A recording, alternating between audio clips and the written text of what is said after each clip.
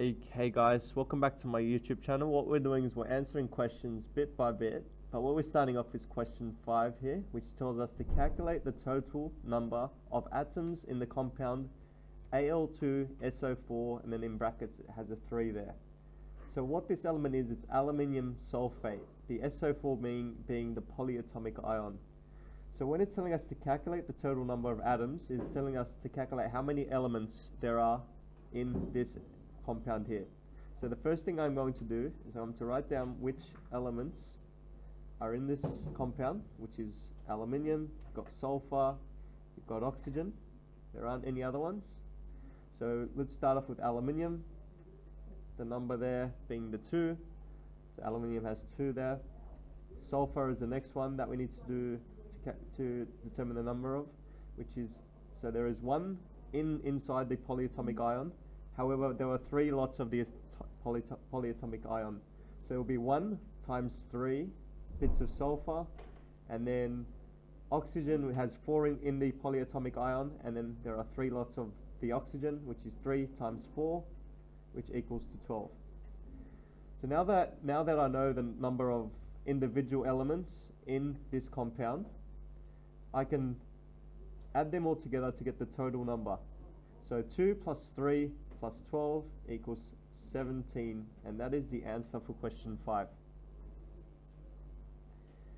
The next question, which is question number 6, I'll just put down 5 there. Question number 6. Actually, no, I'll just get another piece of paper just to make it easier. For question number 6, it is asking us to calculate the number of neutrons in an atom of zinc. So what I need to do is get my periodic table out here, look for zinc. Zinc is right there, and there are 2 bits of information that I can get from this. So Zn, the number at the top is 30, and the number at the bottom is 65.38. Okay. So the number at the top here, this is the atomic number. The atomic number, it tells us how many protons there are. Okay. The number at the bottom here is the atomic mass, the AMU, which equals the number of protons, let's call it P positive, plus the number of neutrons. Let's call that N, okay? And the reason why I'm not calling this N negative is because neutrons are neutral, they don't have a charge. So the question is asking us the number of neutrons in an atom of zinc. So if the atomic mass unit tells us the number of protons and neutrons together, we don't have this number, but we do have this number. And this number is, what is there? Okay? So we have 30 plus neutrons, and the atomic mass unit is 65.38. It's just a little bit of algebra. So all I wanted to do now is N equals 65.38 minus 30. Okay, all I did was I reshuffled the equation. N equals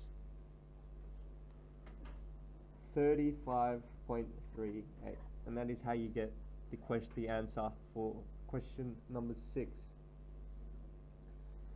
Question number 7 now. What are the products of this chemical reaction? Now the products are the end of the chemical reaction. So the first part of these, from here to there, you have the reactants, and the products are therefore these 2 there. So the products in this reaction are sodium sulfate and water. These 2 here are the reactants. Question number 8. carbon dioxide has the chemical formula of CO2. This is an example of a CO2. It's just telling us CO2 is just a compound, okay? Carbon by itself is an element. When elements come together to form multiple elements together, that is what a compound is. Which of these atoms have the largest number of neutrons? So you have three options. You've got gallium, you've got lead, and you've got oxygen.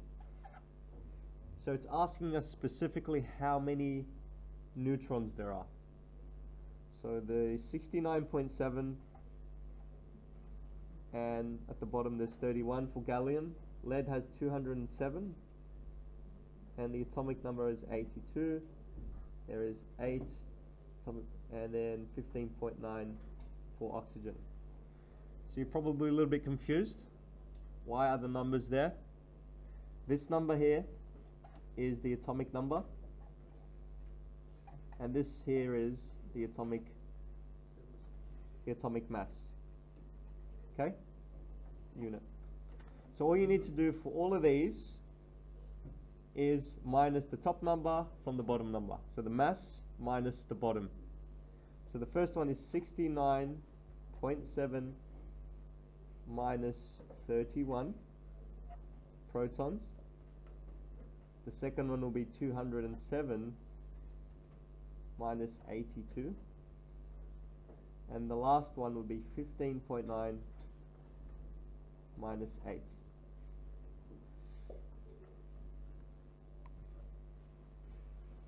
Okay, so coming back, the first, gallium has 38.7 neutrons, lead has 125, and oxygen has 8. So therefore, the correct answer would be lead. The next question, which is question number 10, it is asking us, pool testing is done to make sure the pool has the right pH so it is healthy to swim in. What is used to test a pool's pH? Now we need to think about, this is more related to year 9, sorry. Last year we learnt about acids and bases, and you learn how to use different techniques on how to test if a substance is an acid or a base. Now usually what we'd use to test, for example, a pool's pH will be cobalt chloride paper. Sorry, no, not cobalt chloride, my bad, that's a little mistake. Litmus paper.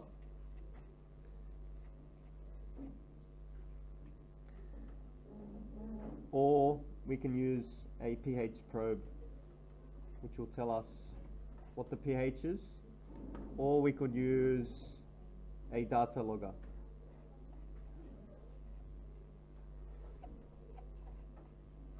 Okay? But like I said, that question is more related to the content that we learnt in year 9. Give the electron configuration of the following elements: Cl, Si, Na, and He. Oh, sorry, Cl is chlorine, so we need to, so the electron configuration for chlorine, so chlorine has 17 protons, therefore 17 electrons. And Cl 1, 2, 3, 4, 5, 6, 7, 8, 9, 10, 11, 12, 13, 14, 15, 16, 17. So starting off from the middle layer, we start off with 2 X's, and then 8, and then 7. The electron configuration for chlorine is 287. So for the rest of the elements, please do your own, and that concludes the first video of our revision.